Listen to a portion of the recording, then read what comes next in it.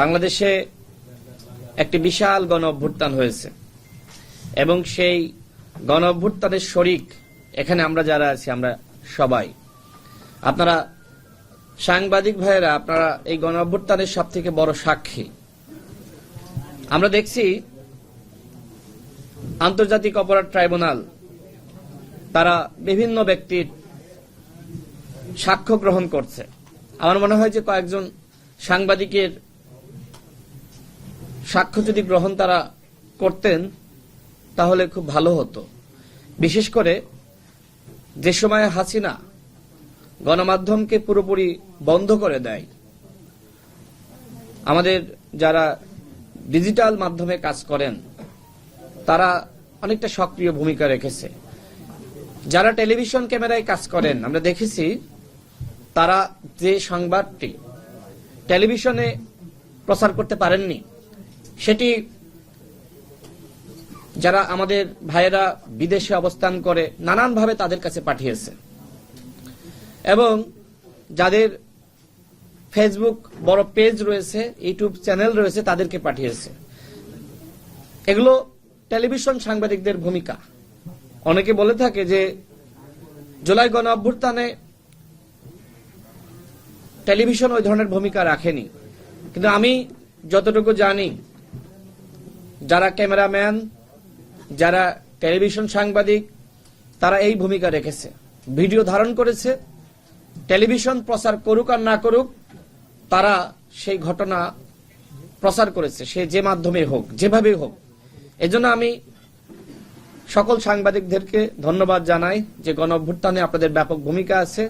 যদিও আপনাদের ভূমিকা সবসময় আসলে তুলে ধরার সুযোগ হয় না, আমি আপনাদেরকে শুভেচ্ছা জানাই যে গণ অভ্যুত্থানে আপনাদের ব্যাপক ভূমিকা আছে। আমরা যে ভিডিওগুলো দেখেছি গণ অভ্যুত্থানের সময়, আবু সাইদ বলছে পানি লাগবে পানি,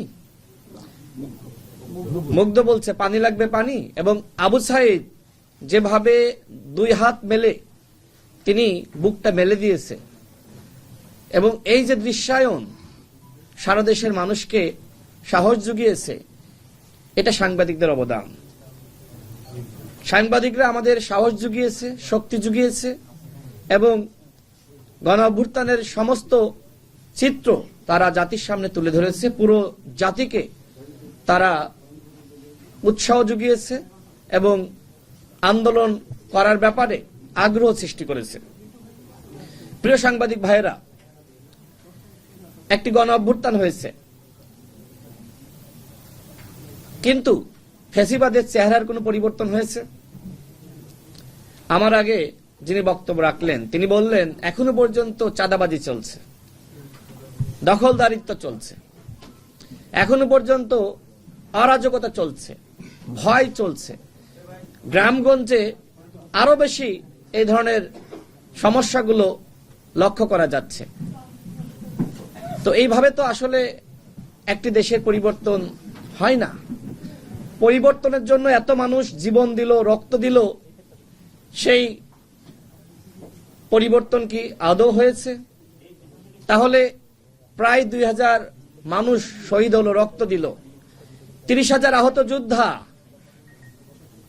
এত বড় গণ অভ্যুত্থান, সেটা কি ব্যর্থ হবে? 8 আগস্ট যাদেরকে নিয়ে শপথ পাঠ করানো হয়েছে তারা কি গণ অভ্যুত্থানের শক্তি ছিল?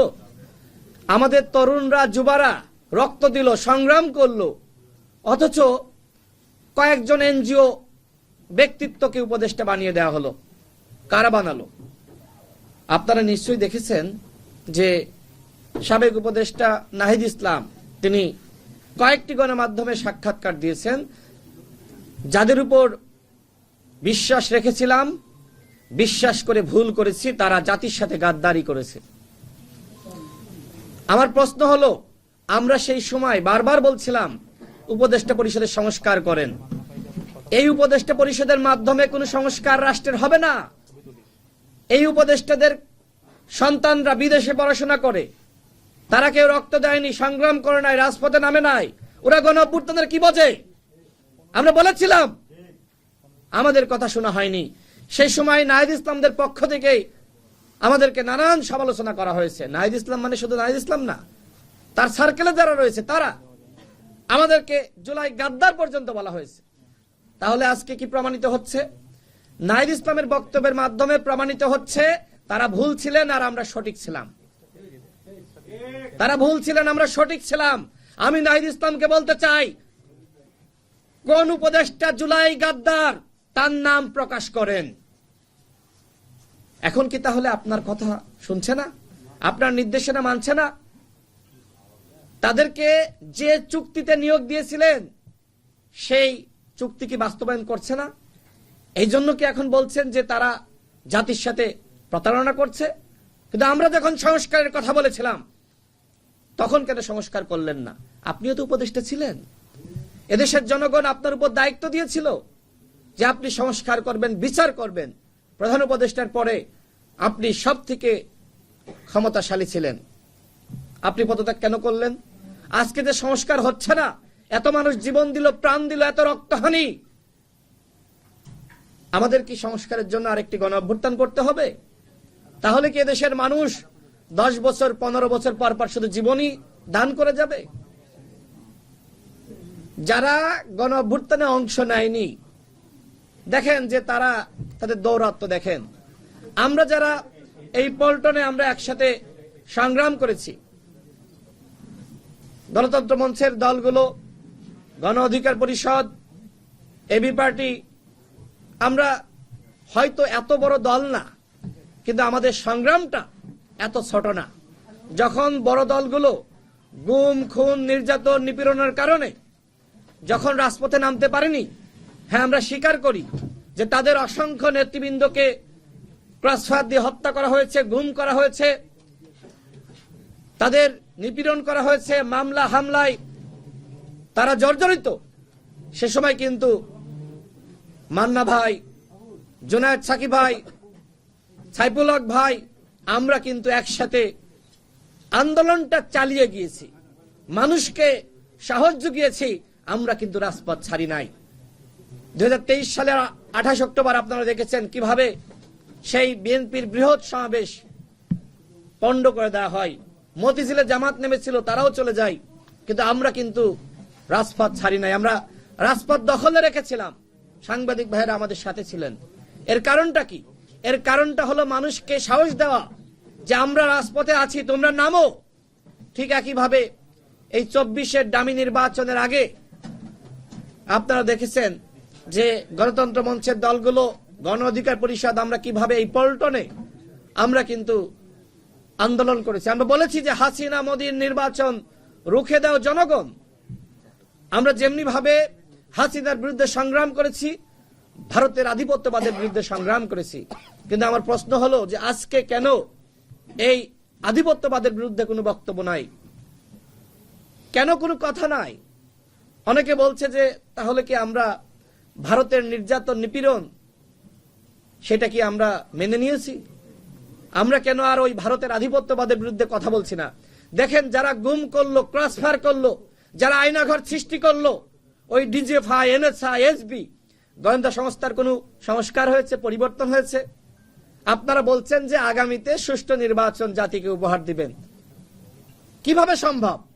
আমাদের পাশেই সচিবালয়, সেখানে তো আওয়ামী লীগের সুবিধাভোগী যারা তারা বসে রয়েছে। এই আমলাদের মাধ্যমে আপনি সুষ্ঠু নির্বাচন জাতিকে উপহার দিবেন? যারা 14 সালের নিশিরাতের নির্বাচন করেছে, 18 সালের একতরফা নির্বাচন করেছে, যারা 24 সালের ডামি নির্বাচন করেছে, ওই ডিসি, এসপি, ইউনো, সচিব, কয়জনকে আপনি শাস্তি দিয়েছেন? আপনি তো সংস্কার করতে পারেননি। সংস্কার ছাড়া আপনি বলছেন যে আপনি সুষ্ঠু নির্বাচন জাতিকে উপহার দিবেন, সেটা বাস্তবসম্মত নয়। আগামী নির্বাচন ইতিহাসের সবথেকে সেরা নির্বাচন হতে পারে, আবার ইতিহাসের সবথেকে চ্যালেঞ্জিং নির্বাচন হতে পারে। এখনো পর্যন্ত যতটুকু আমরা লক্ষ্য করছি যে সরকার কোনো সংস্কার করতে পারে নাই, সেই ফ্যাসিবাদ এখনো পর্যন্ত রয়ে গেছে। শুধুমাত্র হাসিনা পালিয়েছে, কিন্তু হাসিনার সৃষ্ট যে ফ্যাসিবাদ, সেই ফ্যাসিবাদ এখনো পর্যন্ত বহাল তবিয়তে। এই ফ্যাসিবাদকে বহাল রেখে কোনোভাবেই সুষ্ঠু নির্বাচন সম্ভবপর নয়।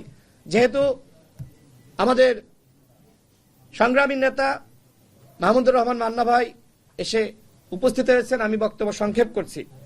প্রিয় সাংবাদিক ভাইয়েরা, গতকাল আপনারা দেখেছেন যে বৈঠক ছিল, সেই বৈঠকে আমি ছিলাম, মান্না ভাই ছিল, আরো অনেকে ছিল। সেখানে এক ধরনের ইতিবাচক আলোচনা হয়েছে। আমরা মোটামুটি একটা জায়গায় ঐক্যমতে পৌঁছেছি। একই দিনে জাতীয় নির্বাচনের ভোট এবং জুলাই সনদ বাস্তবায়নের পক্ষে বিপক্ষে ভোট। শুধুমাত্র জামাত ইসলাম দেখলাম তারা বলছে যে নির্বাচনের আগে গণভোট। আমার প্রশ্ন হলো, এই যে মাত্র 4 থেকে 5 মাস সময় রয়েছে, এর আগে কি আসলে আলাদাভাবে গণভোট করা বাস্তবসম্মত? আমার কাছে মনে হয় না। তবে জামাত ইসলামের নেতৃবৃন্দ তারা ভিতরে যে বক্তব্য রেখেছেন, সেই বক্তব্য শুনে আমার কাছে মনে হয়েছিল যে তারাও মনে হয় আমাদের মতামতের সাথে সম্মতি পোষণ করছে, কিন্তু বাইরের বক্তব্য আবার ভিন্ন রকম। অর্থাৎ জামাত ইসলামের ভিতরের নেতৃবৃন্দ যে বক্তব্য রেখেছিলেন, অ্যাডভোকেট শিশির মনির ভাই, আমরা বাইরে আবার যে নেতা বক্তব্য রাখলেন তার বক্তব্যের মাধ্যমে আমি নিজেই কনফিউশনে পড়ে গিয়েছি। ভিতরের আলোচনা অত্যন্ত ইতিবাচক ছিল। আমার কাছে মনে হয় যেহেতু ফেব্রুয়ারি মাসে নির্বাচন হবে, সরকারের পক্ষ থেকে ঘোষণা করা হয়েছে, নির্বাচন কমিশন রোডম্যাপ প্রকাশ করেছে, এক্ষেত্রে আমাদের যে আহ্বান প্রত্যেকটা দলের প্রতি, যে আপনারা ছাড় দেওয়ার মানসিকতা অর্জন করেন।